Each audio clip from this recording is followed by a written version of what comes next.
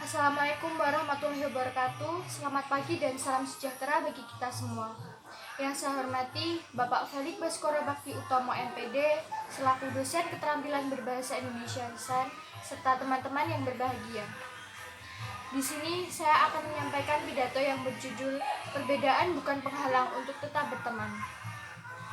Sebelum itu, marilah kita panjatkan puja dan puji syukur atas kehadirat Allah Subhanahu wa Ta'ala, atas rahmat dan hidayahnya sehingga kita dapat berkumpul di tempat ini dalam keadaan sehat walafiat.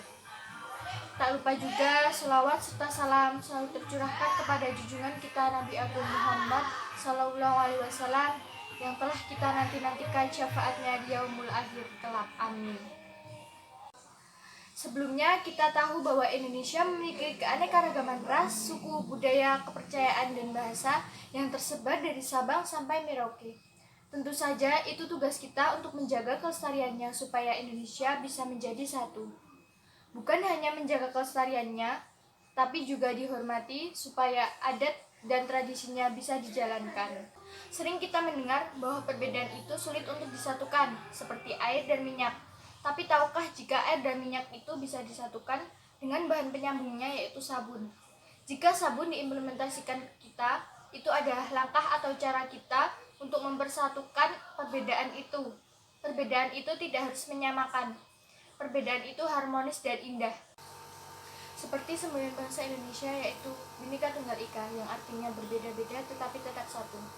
Kita harus sama-sama membangun persatuan dan kesatuan nasional agar Indonesia menjadi lebih baik.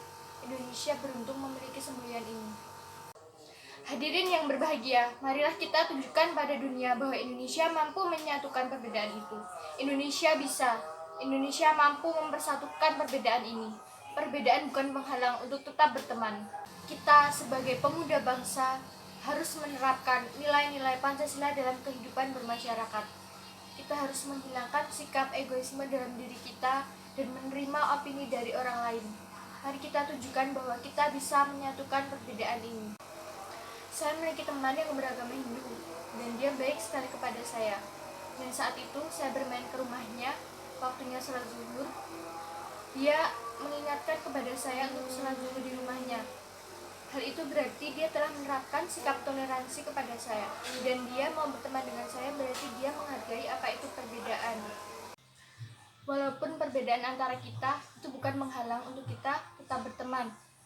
Malah kita menjadikan itu tantangan bagaimana kita bisa mempersatukan perbedaan itu. Ternyata berteman dengan orang yang berbeda agama atau tidak punya agama sekalipun itu sama saja seperti kita berteman pada sesama muslim. Kita bisa curhat, bisa menggosip bareng, bisa saling mengingatkan. Semuanya terasa hangat. Hadirin yang berbahagia, fakta sejarah Piagam Madinah Nabi Muhammad SAW saat itu ada 6 orang Kristen Najran yang berkunjung di tempat Nabi di Masjid Nabawi. Saat itu waktunya ibadah untuk mereka dan mereka izin kepada Nabi Muhammad, tapi Nabi Muhammad melarang dan menyuruh mereka untuk beribadah di dalam Masjid Nabawi dan menghadap ke timur. Itulah cikal bakal Piala Madinah di mana Nabi melindungi orang-orang Kristen Najran, kekayaan mereka, dan gereja-gerejanya.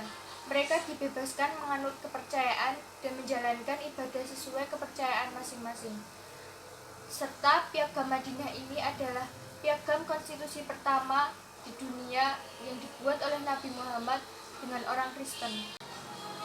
Hadirin yang berbahagia, ingat, yang paling penting, jangan pernah mempermasalahkan masalah keyakinan, karena kita tidak bisa memaksakan atas hak orang lain.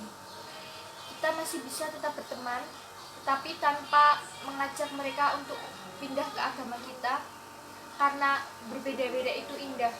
Kita bisa menambah wawasan tentang adat mereka, tentang tradisinya mereka. Seperti apa yang dibilang oleh Gus Dur, tidak penting apa agama dan sukumu, kalau kamu berbuat baik kepada semua orang, orang tidak akan pernah bertanya apa agamamu. Dengan kita mau bertoleransi, secara tidak langsung kita membuka pintu kedamaian di dunia ini, karena kita bisa saling menghargai, menghormati, dan saling melindungi. Sekarang bukan trennya lagi rusuh-rusuhan. Semoga kita bisa hidup rukun dan saling menyayangi antar sesama maupun yang berbeda. Karena rukun beragama itu gaya hidup yang hebat. Karena kita tahu dalam damai itu ada masa depan. Dalam damai kita bisa melakukan segala proses dengan baik. Semoga dengan kita bisa menghargai perbedaan, kita bisa memiliki banyak teman dan cinta tanah air. Jika tidak ada perbedaan, bayangkan saja, jika semua orang berkulit putih, jika semua orang itu wanita, jika semua orang menggunakan bahasa yang sama, betapa tidak menariknya dunia ini. Dunia tidak ada harapan dan tidak ada artinya. Sekali lagi, marilah kita menjalin pertemanan tanpa memandang perbedaan dan menciptakan Indonesia yang harmonis dan menunjukkan kepada dunia bahwa Indonesia mampu mempersatukan perbedaan itu. Sekian yang dapat saya sampaikan, kurang lebihnya mohon maaf. Wassalamualaikum warahmatullahi wabarakatuh.